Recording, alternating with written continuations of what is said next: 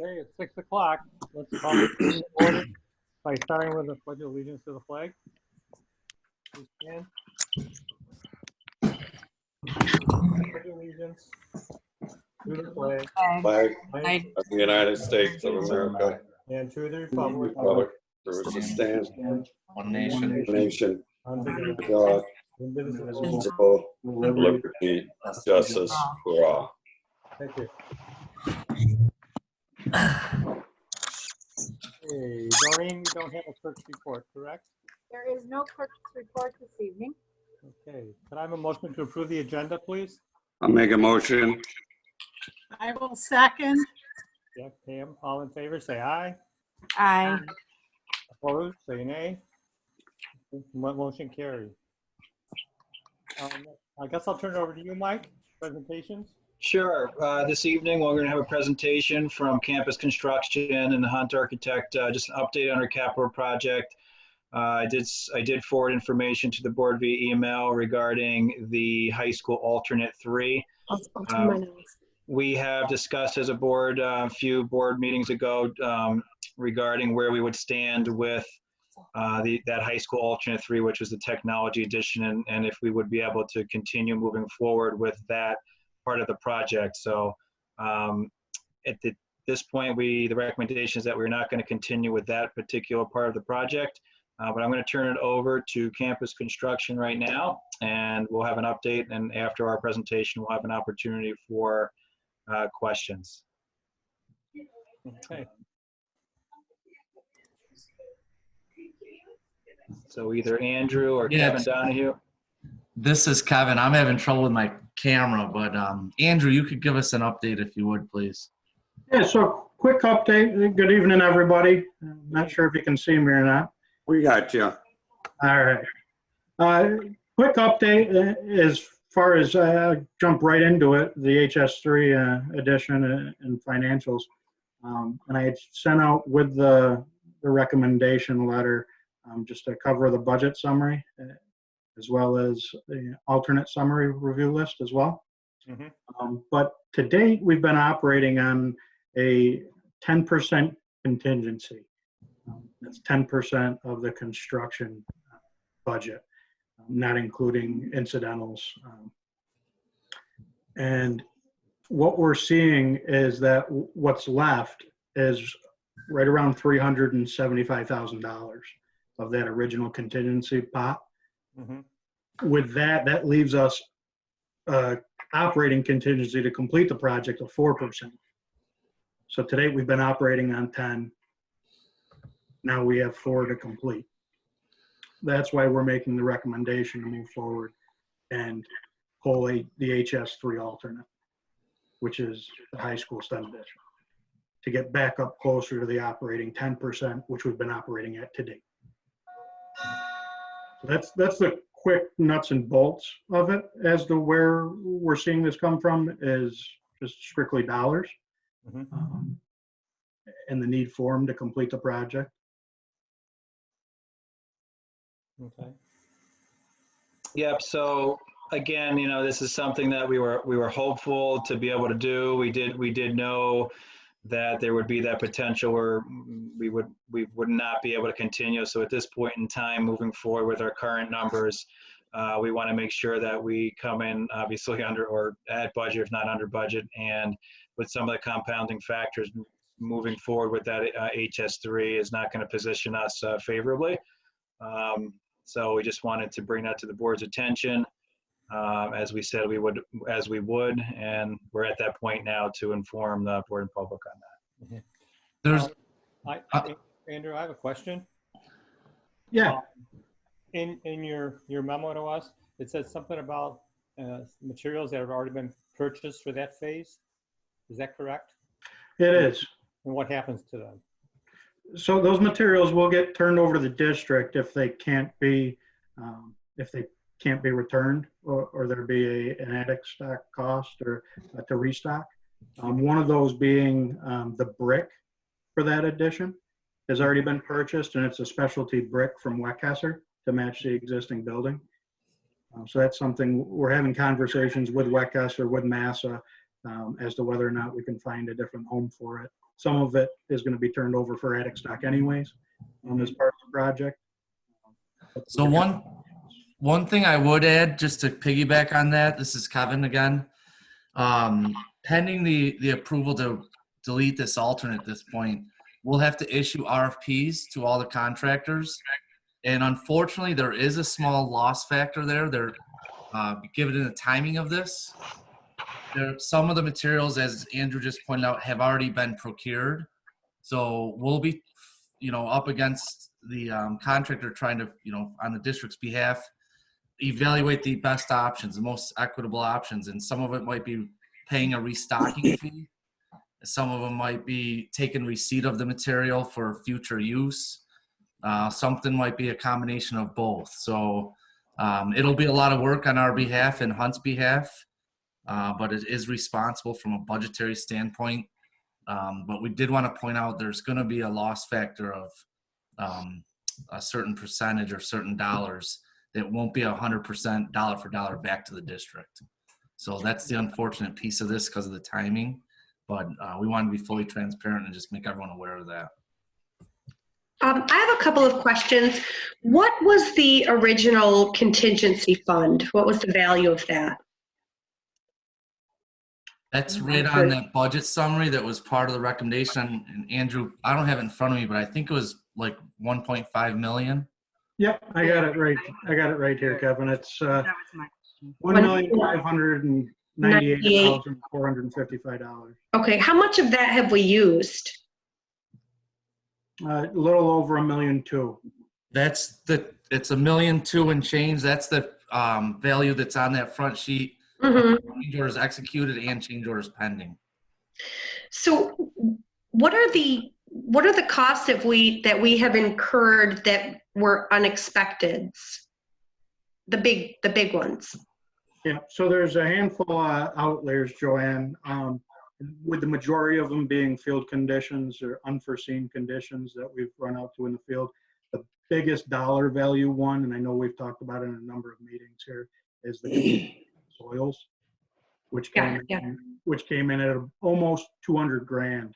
And actually last week we ran into a little bit more of it, but we're able to get through it today actually.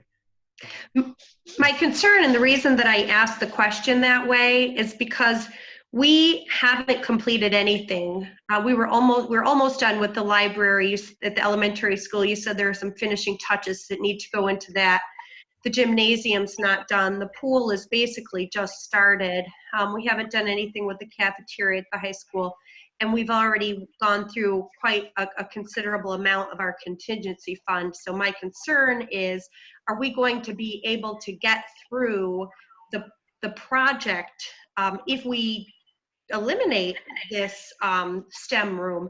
Will we be able to finish the rest of the projects that we had in the capital project as it was outlined? Because it seems like we've kind of gone through quite a bit of our contingency fund and we haven't really gotten even half of the way through the entirety of the project. Right. So we have finished the bus garage. We're in the process of closing that out. And some of these unforeseens also came about at the bus garage. We found a few surprises under the ground and under the slab in that project as well.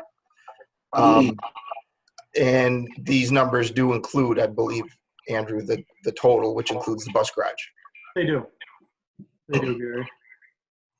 In terms of dollars, just so everyone can put this in perspective, the contractors have billed out, or we've put in place $12.3 million in construction, and there's $11.4 million to go. So financially, we're just over halfway. Understanding that you're looking at the physical spaces and they're not all completed, I get that. But financially, we're just over halfway through the project. And if we get the alternate dollars back for HS3, we're anticipating having a contingency of about 6.5% to 7% to finish, which in our world, that's more than appropriate to finish a project. We think it should hold up unless we see something, really unfortunate or unforeseen, but 7% should be an appropriate contingency to finish. So that equals, can you translate that into dollars, 7%? Yeah, it's almost just under 700,000, about 700,000. Okay. And to be clear, today we're running over 10%, correct? Yes. So, You know what? and it's well noted, and that's why we're kind of looking at this alternate. But the good news is, like Gary pointed out, the bus garage is done. The gymnasium is down to finishes. As much as the pool and cafeteria addition, they're just coming out of the ground, but the major unknowns should be behind us. The rest is, it's a new building, so we're expecting the documents to, capture everything and without major unforeseens. So the risk factor is a little bit less than when we started. Are we on schedule with these two projects, with the pool and the cafeteria, or No, not on the original schedule. There was not on the original schedule? No, there was, and Andrew can talk more to this, but there was a setback with the contaminated soil removals, and then this COVID, pandemic is going to have significant schedule impact too. The project has slowed down. Mhm. Is it because of manpower, or is it just because of materials, or what is out of slowing the- down on that? Initially, we're seeing there was a couple of weeks where there was no man on site while we were getting to be established essential, and then we had to drag the contractor back. But manpower is down. They have ramped up this week better, but it took them a little bit of time to figure out how to, follow the OSHA and CDC guidance, and they had reduced crews going into this week. But this week they did ramp up a little bit. So do they get penalized if they're not on time, or are we just overlooking it because of the virus? We're not overlooking it. We're trying to manage it, but there's not liquidated damages, if that's what you're asking. So if they don't finish on time, we do not have liquidated damages written in the contract that would be like X dollars per day they're late. We don't have that component. Is that typical for schoolwork, Kevin? Not really, no. We've seen it here and there, but some attorneys advise for it and some against it, but we don't see it in K-12 work very often. You do not see liquidated damages? No.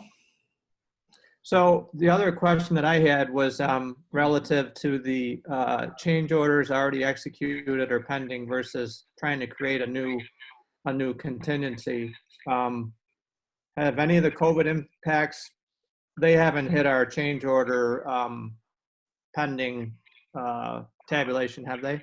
They have not, but that raises a concern for us because we think the district's in a pretty defendable position. That's what Joe Shields, the legal advice has been for extensions of time. But we do think eventually there's going to be some sort of hard cost that a contractor will probably be able to put a pretty good case together that would be entitled to something. So we're trying to have kind of a contingency to just We wouldn't be discussing litigation at this point in the meeting. Yeah, even to pay for attorney fees to defend it is going to have some cost. Yeah. I would just caution, the board will have an opportunity to discuss any litigated matters that wouldn't be done in this venue. Right. But just for the record, we've been noticed by the contractors that they're anticipating costs or delays, but we don't have anything in writing to us telling us what that might look like yet. So per Joe Shields' advice, we've kind of put it back, try to transfer liability back to the contractors. Kevin, I'm sorry to interrupt, but we can't discuss litigation in this venue. Oh, okay, I'm sorry. Thank you. Do we have any tentative dates of what is going to be completed by September? For example, the cafeteria? I'm sorry, Dick, I didn't hear you there. Any idea what's going to be completed for the fall to start school? For example, the cafeteria? The cafeteria right now isn't hitting the September finish date, Dick. So the elementary, all the work at the elementary school will be complete, including the parking lot. Mhm. And the new gym, or the existing, well, the new gym at the elementary school, but the existing gym at the high school, the refinishing of that work will be complete. It's actually taking place now. They just started painting it today. They spent last week and the week before sanding it down and recoating it with the new stain and finish. Andrew, when you said the gym at the the gym at the elementary school, the library and the cafeteria won't be done come September? No, they will be. They will be. All three will will be done. Yeah. Okay. Everything at the elementary school will be complete. The high school cafeteria will not be complete in September. And when was that initially slated to be finished? By the end of August, for September. Okay. And you're pushing it out how far? When do you foresee Right it now, being completed? right now, Gary, the updated schedule shows the end of October. For the cafeteria? At the Correct. pool or the cafeteria? That's the cafeteria. And that's the mix between COVID-19, Massa not being on site for 2.5 weeks, and contaminated soils. What about the pool? Any projections there? Punch list finishing up late December, punch list running out into early January. Okay. I'd like to circle back to Joanne's question about the contingency and how much has been spent. So you said we've used 1.2 million and the soils were 200,000. So that's the 0.2 million. Where did the other million come from? It's a combination of field conditions, unforeseen conditions, and errors and omissions in the documents. What kind of errors and omissions issues would we be dealing with on the project? That added $1 million. Yeah, there's various pieces and parts throughout the project that the details weren't fully compatible with what was there, so we had to, look at slightly redesigning some of the details that we had to work better with what we have and what we were building. There's that. A lot of the flooring that we have throughout the elementary school required a moisture mitigation system. I don't know, Andrew, that alone probably is pushing almost 100,000 for all of that, isn't it?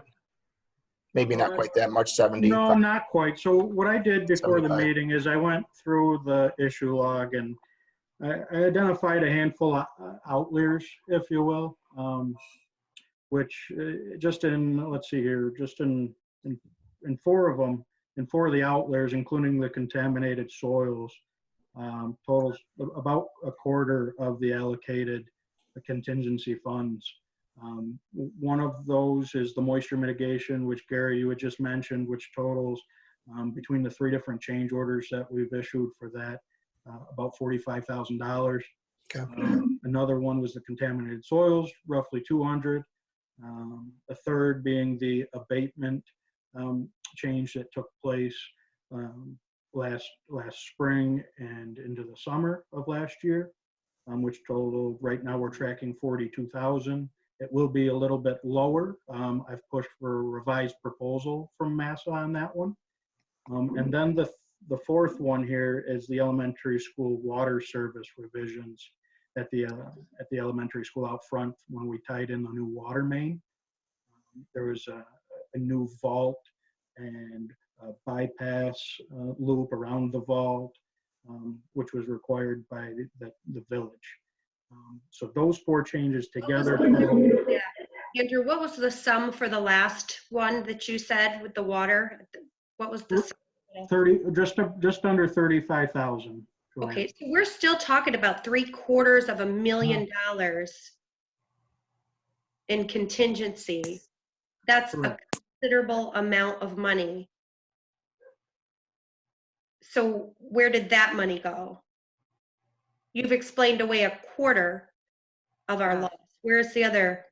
So we tried to just pick on the biggest ones, but in the monthly reports to get the detail, we show the issue log, and that has a literally itemized list of every single dollar.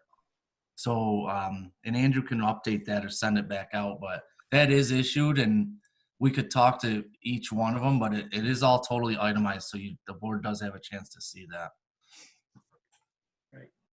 This is Ronnie. Are there not soil samples taken before projects start?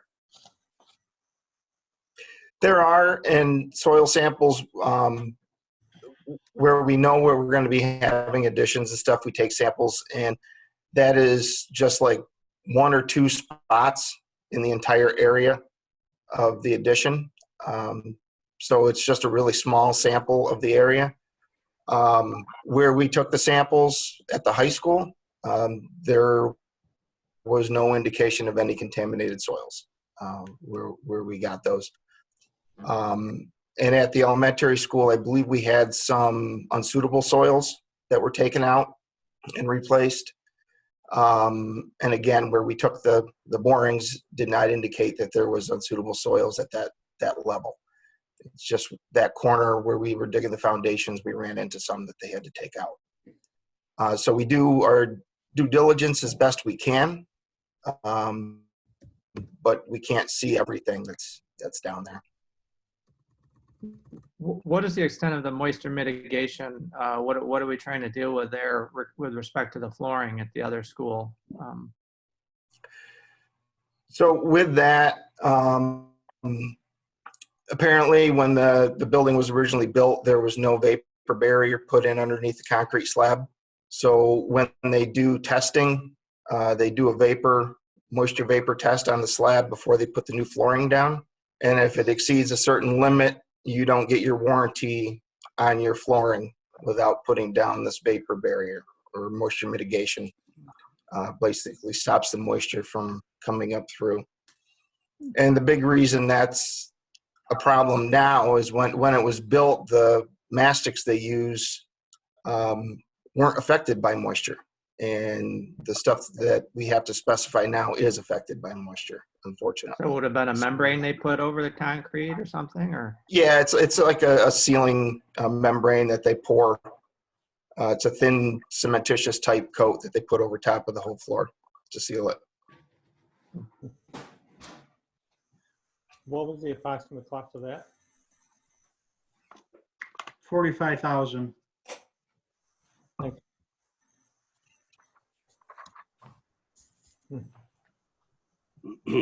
And the concrete that we use for our new construction has an additive in it that we put in the concrete to stop the moisture from coming up through, as well as putting a vapor barrier under the concrete. And I'm sorry, this is Ronnie again, just to clarify, none of this has anything to do with the problems that were in the elementary school gym because of the mistakes that were made. That's not part of what we had to pay for, correct? No. Correct, Ronnie. Any mistakes that the contractor made and we made them redo, they're on the hook for. We're not paying for that. Like rebuilding the firewall, right. The district is not paying for that. Okay, thank you. Okay. Any other questions, comments? I just wanted to mention that there have been some folks that have asked about the renovation of the existing technology room. As you know, this was going to be the addition, and there would be a renovation of the current room, current space. We are still slated to do that. I'm happy to report that. And the middle school STEM space, that renovation also will be completed. So we will be able to utilize those 2 spaces programmatically.